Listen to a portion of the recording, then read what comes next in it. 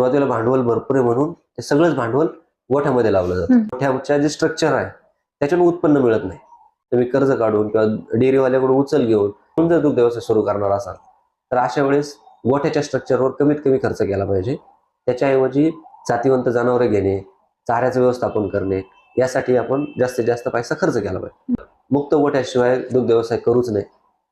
त्याचबरोबर मुक्त गोठा करताना सुद्धा जर भांडवलाची कमतरता असेल तर अतिशय स्वस्तात म्हणजे घरचे लाकड वापरून जे काही घरीच उपलब्ध साहित्य याच्यात सुद्धा आपण मुक्त गोठा बनवू शकतो. जनावरांना चारा खाण्यासाठी आणि दूध काढण्यासाठी जी जागा आहे ती आपण चांगली केली पाहिजे. तिथं तुम्ही कोबा टाकला पाहिजे, तिथं गव्हाणीची सोय व्यवस्थित केली पाहिजे, तिथं तुमचं शेड, पत्र्याचं शेड ते सिमेंटच्या पत्र्याचं असावं, ते व्यवस्थित असावं. त्या गोठ्यामध्ये पाणी साठणार नाही, तिथल्या पाण्याचा व्यवस्थित निचरा होईल, आपल्याला चारा टाकणे, दूध काढणे हे सोयीचं राहील.